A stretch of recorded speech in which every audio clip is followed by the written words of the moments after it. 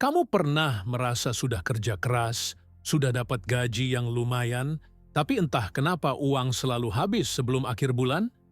Kebanyakan orang langsung nyalahin diri sendiri. Mereka bilang kurang disiplin, kurang hemat, atau kurang punya mindset kaya. Tapi itu bukan masalah sebenarnya. Masalah sebenarnya adalah sistem keuangan kamu bocor, dan kamu bahkan nggak sadar ada kebocoran itu. Kebocoran ini bukan bentuk pengeluaran besar yang mencolok, tapi ratusan keputusan kecil yang nggak pernah kamu evaluasi dengan serius.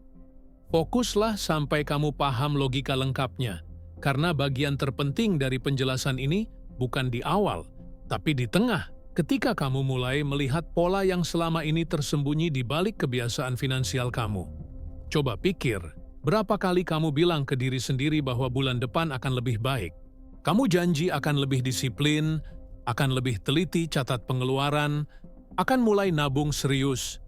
Tapi bulan depan datang, dan yang terjadi sama persis. Uang masuk, uang keluar, dan kamu kembali ke titik nol.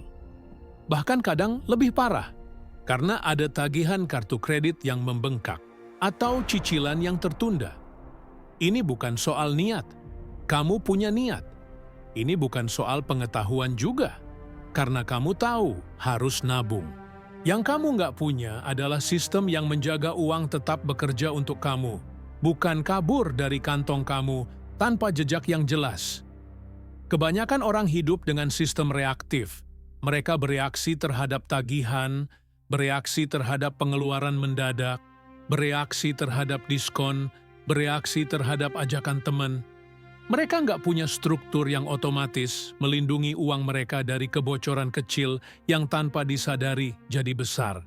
Setiap bulan mereka mengulangi pola yang sama, berharap hasil yang berbeda, padahal sistemnya nggak pernah diubah. Sekarang coba kamu tanya pada diri sendiri, seberapa sering ini terjadi pada kamu? Seberapa sering kamu merasa sudah berusaha tapi hasilnya nggak pernah bertambah? Seberapa sering kamu lihat saldo rekening dan bingung kemana uang itu pergi? Itu tandanya sistemmu bocor.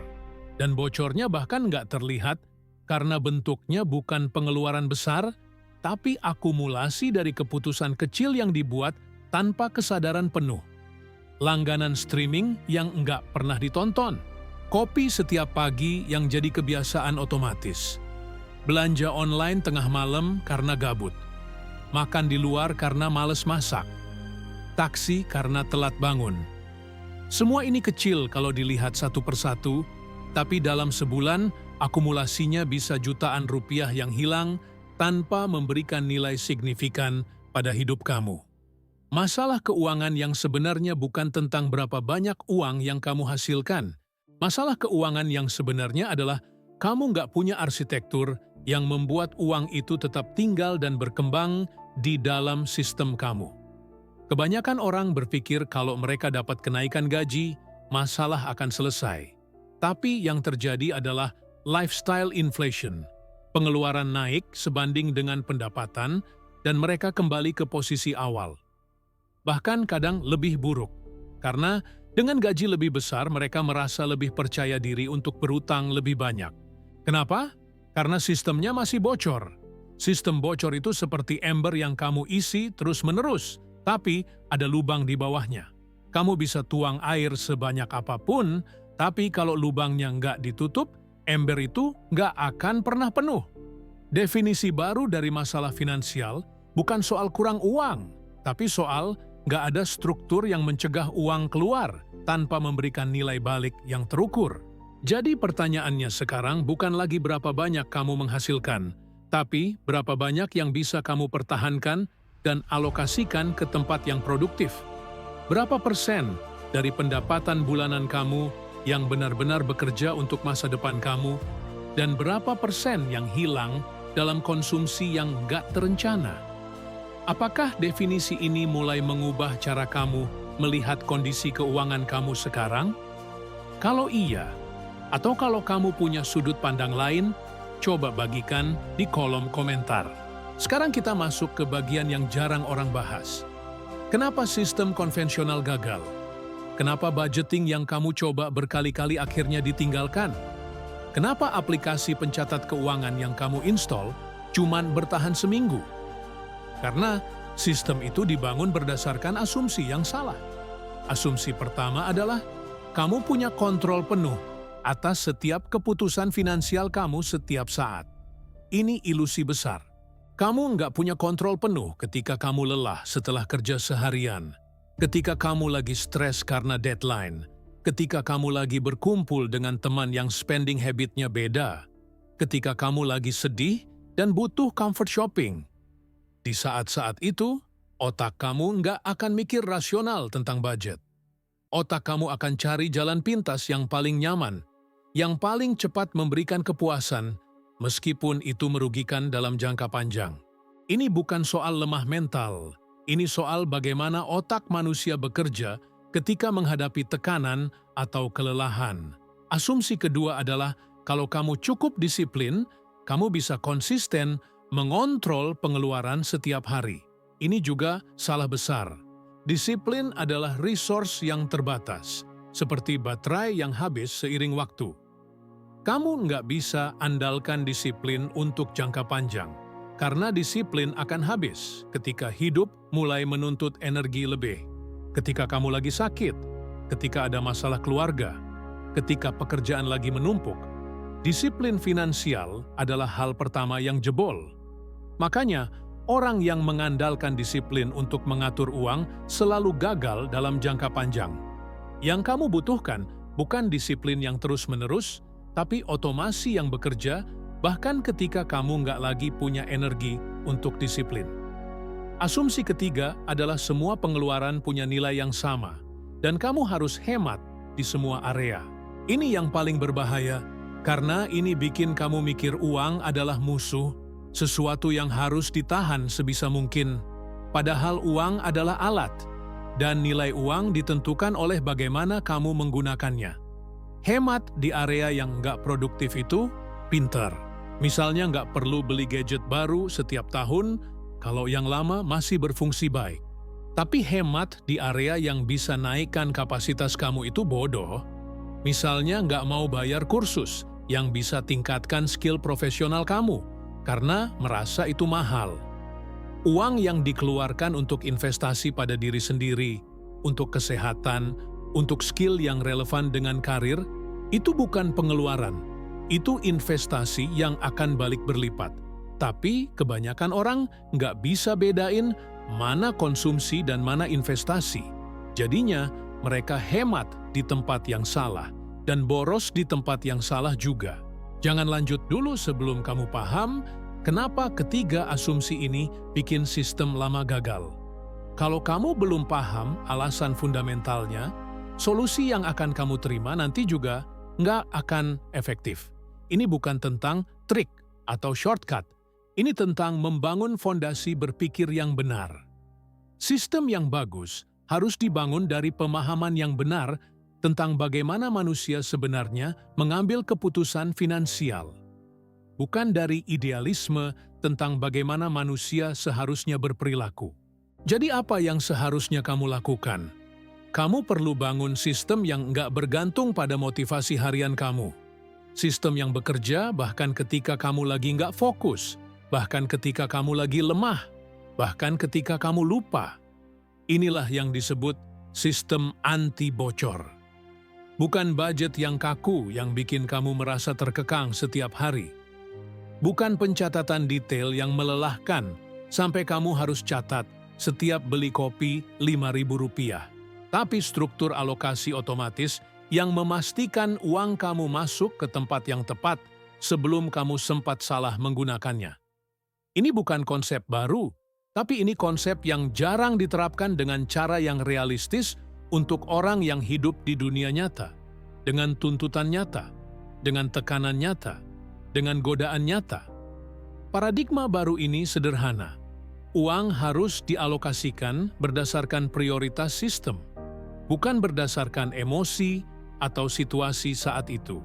Prioritas sistem artinya kamu tentukan di awal bulan atau bahkan di awal tahun berapa persen dari pendapatan kamu yang otomatis masuk ke tabungan darurat, investasi jangka panjang, dana pengembangan diri, dana kesehatan, dan biaya hidup operasional.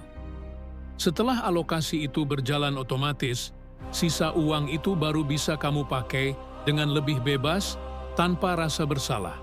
Ini kebalikan total dari cara kebanyakan orang yang pakai dulu sesuka hati, baru sisanya kalau ada ditabung. Kalau pakai dulu, nggak akan pernah ada sisa. Ini fakta yang sudah terbukti berkali-kali. Orang yang menabung dari sisa selalu berakhir dengan tabungan nol atau sangat minim. Sedangkan orang yang mengalokasikan dulu baru menggunakan sisa, mereka konsisten membangun aset dari waktu ke waktu. Apakah cara berpikir ini sudah mulai terasa lebih masuk akal dibanding cara yang selama ini kamu pakai? Kalau kamu merasa ini cara pandang yang baru, atau kalau ada yang nggak setuju, tulis di komentar apa yang kamu rasakan tentang pendekatan ini. Sekarang kita masuk ke struktur konkretnya. Sistem anti bocor punya 4 lapisan, dan setiap lapisan punya fungsi spesifik yang nggak bisa digantikan lapisan lain. Lapisan pertama adalah penangkap otomatis. Ini adalah rekening atau instrumen finansial yang otomatis menerima alokasi tetap setiap kali kamu terima pendapatan. Misalnya 10% langsung masuk ke tabungan darurat, 10% ke rekening investasi, 5% ke dana pengembangan diri atau pendidikan. Ini bukan saran atau anjuran, ini struktur wajib yang harus ada kalau kamu serius ingin keluar dari siklus uang habis setiap bulan. Tanpa penangkap otomatis, uang akan ikut arus pengeluaran dan hilang sebelum kamu sempat sadar. Penangkap otomatis ini harus diatur sedemikian rupa, sehingga transfer terjadi di tanggal yang sama dengan tanggal gaji masuk. Jadi uang itu nggak sempat kamu lihat, nggak sempat kamu godai untuk dipakai hal lain. Lapisan kedua adalah zona operasional. Ini uang yang kamu pakai untuk hidup sehari-hari, untuk makan, transportasi, tagihan rutin, kebutuhan dasar, tapi zona ini punya batas keras yang nggak boleh dilanggar. Kalau habis, ya habis. Nggak ada pinjam dari tabungan darurat, nggak ada geser dari rekening investasi, nggak ada tarik dari dana pengembangan diri. Zona operasional ini yang ngajarin kamu hidup dalam kapasitas yang realistis, bukan dalam ilusi atau harapan bahwa uang akan entah bagaimana, cukup kalau kamu nggak atur dengan jelas. Dengan zona operasional yang punya batasan jelas, kamu dipaksa untuk kreatif, untuk cari cara lebih efisien, untuk prioritaskan pengeluaran yang benar-benar penting. Dan yang mengejutkan, kebanyakan orang yang awalnya merasa nggak mungkin hidup dengan zona operasional terbatas, setelah 3 bulan mereka menyadari bahwa mereka bisa, dan bahkan lebih tenang karena ada kepastian. Lapisan ketiga adalah buffer fleksibel. Ini sejumlah uang kecil yang kamu sediakan untuk hal-hal tak terduga yang wajar, bukan darurat besar. Misalnya tiba-tiba ada undangan pernikahan keluarga yang harus kamu hadiri, atau ada barang elektronik yang rusak dan perlu diganti, atau ada peluang gathering kantor yang penting untuk networking. Buffer ini mencegah kamu panik dan ambil keputusan bodoh ketika ada kejadian kecil di luar rencana. Buffer fleksibel biasanya sekitar 3–5% dari pendapatan, nggak perlu besar, tapi cukup untuk memberikan kamu ruang bernapas. Tanpa buffer ini, setiap kejadian kecil akan terasa seperti krisis, dan kamu akan tergoda untuk ambil uang dari alokasi lain yang seharusnya nggak boleh diganggu. Lapisan keempat adalah audit bulanan ringan. Ini bukan pencatatan detail setiap transaksi seperti yang diajarkan oleh buku-buku lama tentang budgeting. Ini evaluasi sederhana yang cuma butuh waktu 30 menit setiap akhir bulan. Pertanyaannya sederhana, apakah 4 lapisan tadi berjalan sesuai struktur? Apakah penangkap otomatis bekerja atau ada yang terlewat? Apakah zona operasional cukup atau terlalu ketat atau malah terlalu longgar? Apakah buffer fleksibel terpakai atau enggak? Apakah ada pola pengeluaran baru yang perlu diperbaiki atau dihilangkan? Audit ini cuma 30 menit, Tapi dampaknya besar, karena kamu jadi sadar kalau ada penyimpangan sebelum jadi masalah besar yang sulit diperbaiki.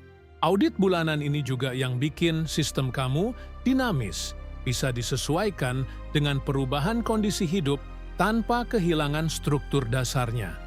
Setiap lapisan ini saling terkait dan saling menguatkan. Kalau kamu skip satu lapisan, sistem nggak akan berfungsi optimal. Penangkap otomatis tanpa zona operasional yang jelas akan bikin kamu frustrasi karena merasa terlalu dibatasi.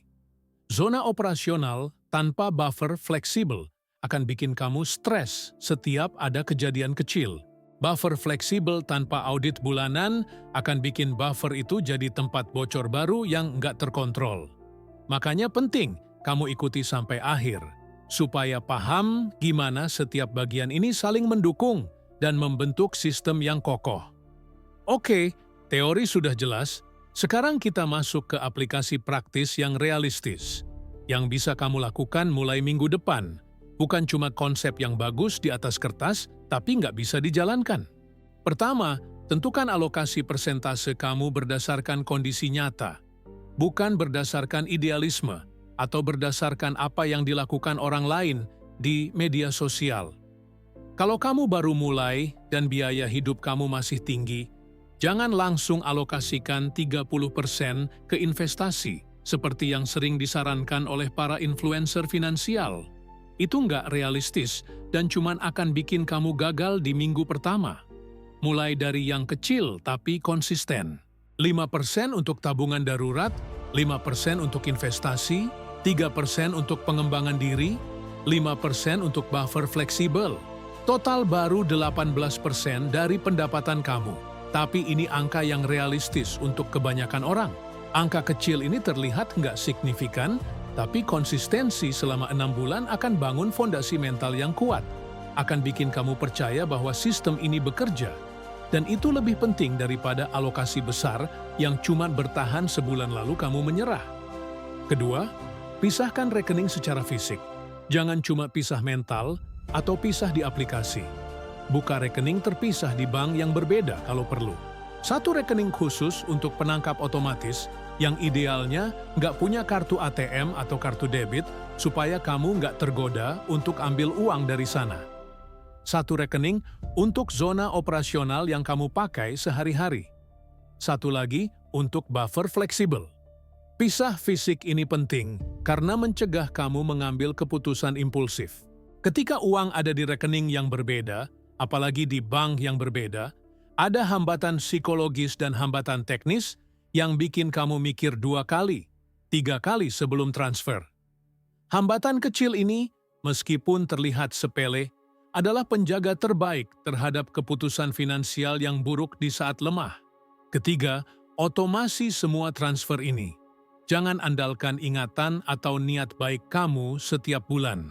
Atur auto debit atau standing instruction di bank supaya setiap tanggal gaji masuk, alokasi langsung berjalan otomatis tanpa kamu harus melakukan apa-apa. Sekali setup di awal, sistem berjalan sendiri selama berbulan-bulan bahkan bertahun-tahun. Ini yang membedakan sistem dari sekadar niat baik. Niat baik butuh energi setiap bulan. Sistem cuma butuh energi sekali untuk setup. Setelah itu berjalan sendiri. Keempat, evaluasi setiap 3 bulan. Apakah persentase alokasi masih sesuai dengan kondisi atau perlu disesuaikan?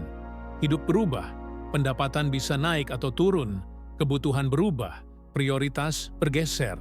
Sistem yang baik itu fleksibel dalam eksekusi, tapi kaku dalam prinsip. Prinsipnya tetap, uang harus dialokasikan dulu sebelum dipakai. Tapi berapa persen untuk apa, itu bisa disesuaikan tergantung kondisi terkini. Kalau pendapatan naik, naikkan alokasi investasi dan pengembangan diri. Jangan naikkan zona operasional terlalu drastis. Kalau ada perubahan besar seperti punya anak atau pindah kota, restruktur alokasi supaya tetap realistis tapi tetap menjaga prinsip bahwa tabungan dan investasi nggak boleh diabaikan. Sekarang, dari 4 langkah praktis ini, Coba pilih satu yang paling mungkin kamu lakukan minggu ini. Mana yang paling masuk akal untuk kondisi kamu saat ini? Apakah membuka rekening terpisah? Apakah mengatur auto debit? Apakah menghitung ulang alokasi persentase yang realistis? Kalau kamu mau, tulis di komentar langkah mana yang akan kamu ambil duluan. Ini nggak wajib, tapi kadang menulis komitmen di depan orang lain bikin kamu lebih serius dalam eksekusinya. Karena ada elemen akuntabilitas meskipun kecil, tapi ada satu hal yang perlu kamu pahami dengan sangat jelas. Sistem ini bukan solusi instan yang akan mengubah kondisi finansial kamu dalam semalam. Sistem ini adalah fondasi jangka panjang yang dibangun pelan tapi pasti. Bulan pertama mungkin terasa aneh, bahkan nggak nyaman, karena kamu harus hidup dengan batasan zona operasional yang lebih ketat dari biasanya. Kamu mungkin harus bilang enggak ke beberapa ajakan nongkrong, atau harus masak di rumah lebih sering, atau harus cari alternatif transportasi yang lebih murah. Ini enggak enak, dan kamu mungkin merasa terlalu dibatasi. Tapi di bulan kedua, kamu mulai terbiasa. Kamu mulai cari cara untuk tetap enjoy hidup dalam batasan yang ada. Dan di bulan ketiga, kamu akan mulai lihat perbedaan nyata. Tabungan darurat mulai terbentuk, dan ada angka yang mulai signifikan di sana. Investasi mulai jalan, dan kamu bisa lihat portfolio tumbuh meskipun kecil. Buffer fleksibel sudah beberapa kali terpakai dan terbukti berguna. Dan yang paling penting, kamu mulai merasa kontrol. Kontrol ini bukan kontrol yang kaku yang bikin hidup nggak menyenangkan, tapi kontrol yang memberikan kamu kebebasan sejati. Kebebasan untuk nggak panik setiap ada pengeluaran tak terduga, karena kamu tahu ada buffer untuk itu. Kebebasan untuk nggak merasa bersalah setiap kali pakai uang di zona operasional untuk hal yang kamu suka, karena kamu tahu uang untuk masa depan sudah diamankan di penangkap otomatis. Kebebasan untuk fokus pada hal lain yang lebih produktif seperti karir, kesehatan, hubungan, hobi, karena finansial kamu sudah berjalan di sistem yang stabil dan nggak lagi menyita energi mental setiap hari. Ini yang nggak banyak orang pahami tentang uang. Kebebasan finansial bukan berarti punya uang banyak atau bisa beli apa aja. Kebebasan finansial adalah kondisi di mana uang nggak lagi mengontrol keputusan hidup kamu setiap hari, di mana kamu nggak lagi stres mikirin uang setiap saat, di mana kamu bisa tidur nyenyak tanpa khawatir tagihan bulan depan. Kamu yang mengontrol uang melalui sistem yang kamu bangun dengan sadar. Dan sistem itu mulai dari langkah kecil yang konsisten, bukan lompatan besar yang nggak realistis dan bikin kamu burn out dalam sebulan. Kamu sekarang ada di posisi yang berbeda dari kebanyakan orang. Kebanyakan orang masih mikir masalah uang adalah soal pendapatan yang kurang besar atau disiplin yang kurang kuat. Mereka masih percaya bahwa kalau mereka dapat gaji lebih tinggi, atau kalau mereka bisa lebih kuat menahan godaan, semua masalah akan selesai. Kamu sekarang tahu bahwa masalah uang adalah soal sistem yang bocor, dan solusinya bukan pendapatan lebih besar atau disiplin lebih kuat, tapi sistem yang lebih baik. Dan orang yang paham ini, orang yang mulai bangun sistem anti bocor dengan serius, adalah orang yang pelan-pelan keluar dari siklus finansial yang melelahkan dan frustrasi. Kamu nggak perlu jadi orang terkaya di lingkaran pertemanan kamu. Kamu cuma perlu jadi orang yang punya pondasi kuat, yang uangnya bekerja dengan struktur yang jelas dan terukur, yang nggak panik setiap kali hidup ngasih surprise atau tantangan baru. Ini bukan tentang jadi kaya dalam semalam atau dalam setahun. Ini tentang bangun fondasi yang bikin kamu nggak goyah dalam 5 tahun, 10 tahun, atau bahkan 20 tahun ke depan, fondasi yang bikin kamu bisa hadapi krisis ekonomi, perubahan karir, atau perubahan hidup besar lainnya tanpa hancur secara finansial. Dan satu hal lagi yang perlu kamu tahu, kalau kamu merasa konten ini ngasih kamu perspektif baru tentang cara kelola uang dengan lebih rasional dan sistematis, ada konten lain yang melanjutkan pembahasan ini dengan fokus berbeda, tapi masih dalam kerangka sistem yang sama. Konten berikutnya bahas tentang bagaimana alokasi investasi seharusnya dibangun. bukan berdasarkan mimpi atau harapan atau iklan produk investasi, tapi berdasarkan data historis, risk profile yang realistis, dan kapasitas finansial nyata yang kamu punya. Kalau kamu sudah paham soal sistem anti bocor dan sudah mulai jalankan, langkah berikutnya adalah paham kemana uang investasi itu seharusnya mengalir supaya tumbuh dengan risiko yang terukur dan masuk akal. Ini semua bagian dari satu struktur besar yang saling terkait dan saling menguatkan. Sistem finansial yang baik bukan cuma soal jaga uang dari bocor, tapi juga soal bikin uang itu tumbuh dengan cara yang rasional, terukur, dan sesuai dengan profil risiko kamu. Jadi kalau kamu serius bangun fondasi finansial yang kuat dan berkelanjutan, lanjut ke konten berikutnya. Bukan karena kamu harus, bukan karena ini penting untuk algoritma atau apapun, tapi karena setiap bagian dari sistem ini saling melengkapi dan bikin gambaran lengkap tentang bagaimana uang seharusnya dikelola oleh orang yang berpikir jangka panjang dan mau keluar dari pola pikir massa yang reaktif dan emosional soal uang.